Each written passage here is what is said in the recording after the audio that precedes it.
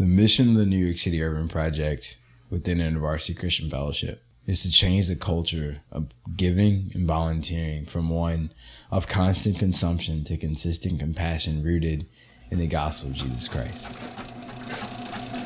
Albert, how's it going? What? How's it going? Turn it back on, man. What? How are you? I'm alright. I'm feeling disgusting. Keep going. I'm covered in disgustingness. Talk to the people.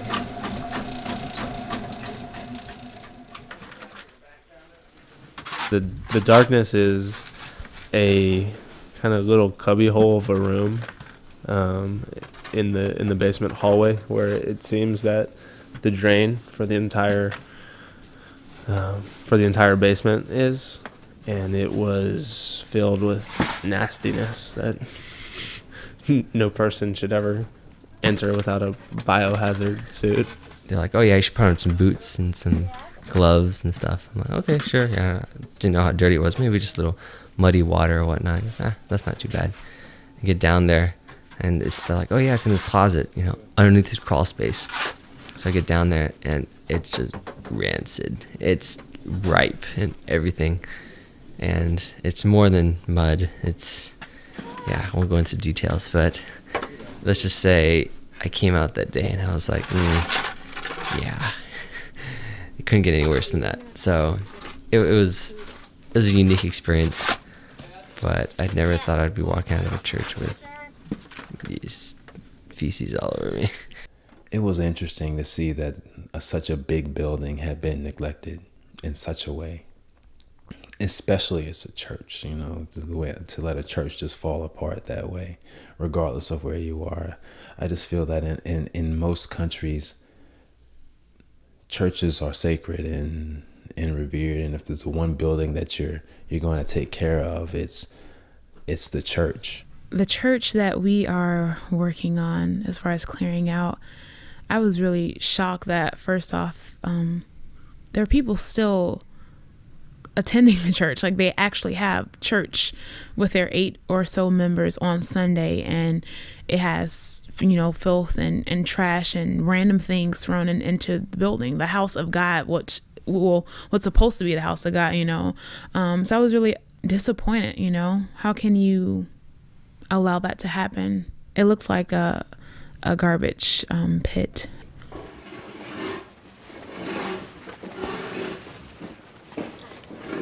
We started the week with cleaning trash out of the window wells. The window wells are about 6 feet wide, 12 feet deep, and 20 feet long. They were almost full to the street level. Whoa, that's funky.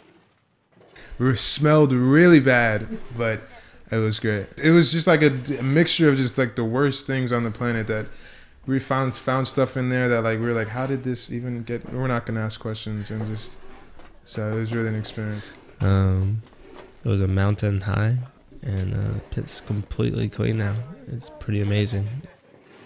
Getting down in the pit and getting dirty again, I knew that it was going to happen. I knew I was going to get dirty and messy, but I knew that it was helping this church because Robin and Harv really want to help the children out in this community, and this church can be a good place for them, a safe place for them to spend time.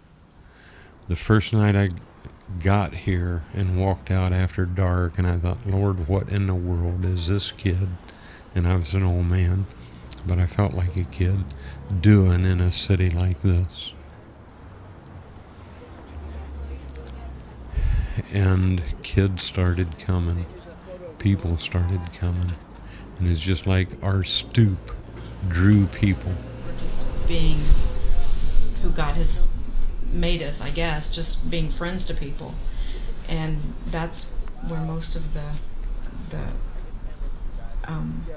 I guess growth has come. I call him a streetwalker all the time because he would walk up and down this block and pray with people and talk to people, and God has moved through that.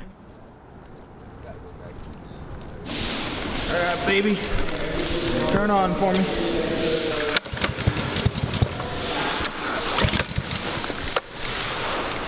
Open the choke.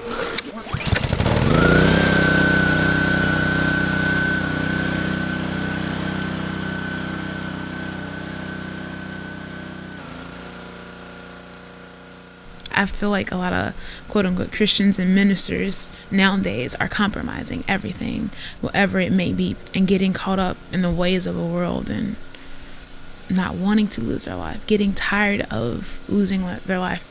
We don't do social justice out of compassion, mercy, guilt, sadness, anger. We do it because we are obedient to God, because we carry out his calling. It's easy to not think about it. It's easy to ignore that homeless person on the subway. It's easy to, ignore a crumbling church that's got scaffolding that, we found trash that dates from 2003 in, but not ignoring it. And not just not ignoring it, but actively seeking it and actively doing something about it. There's a lot of service that you see the secular world doing, but then a lot of missions agencies don't really, not all, but many don't really have a focus on justice and service. So I love seeing like really Christ-centered service, and I think it's such a blessing.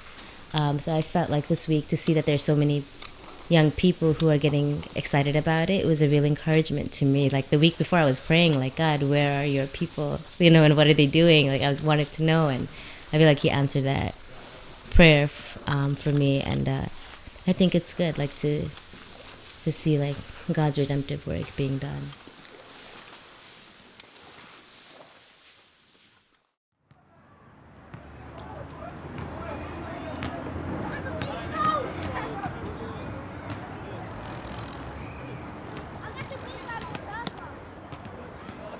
The kids basically need people to hang out with them.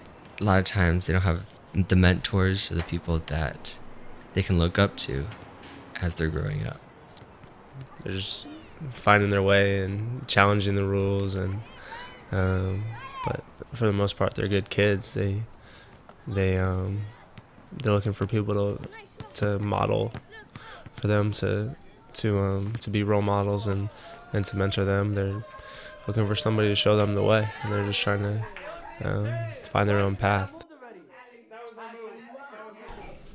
Anything that I haven't walked through, I can't understand. But I can love them where they're at. And it's his love that pulls anybody out of a pit. And if I have no love to give, I better pack up and go home.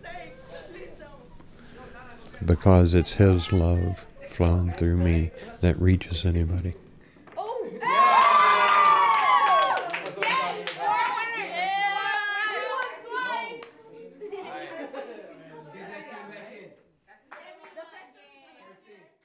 I discovered before I came to NICUP that Jesus is obsessed with the poor, with the oppressed in society. He's obsessed with social justice. Like, it had never really occurred to me that being a Christian and fighting for social justice go hand in hand. So I had discovered that before NICUP, but in NICUP it's just like been like a clearer confirmation that, like, yes, like Jesus really wants to be involved.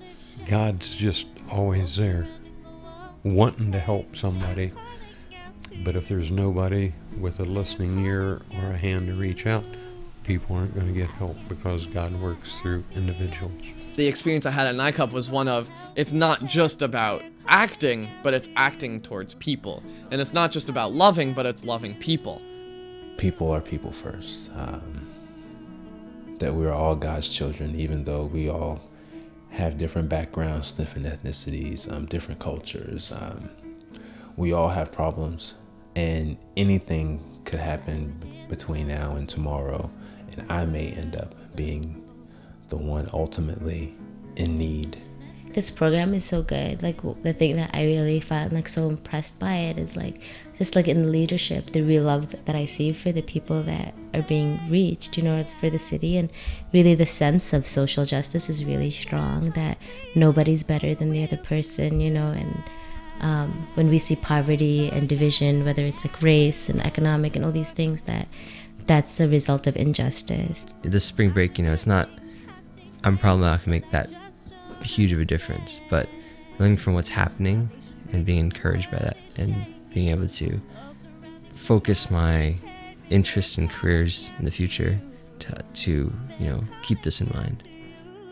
And I can't see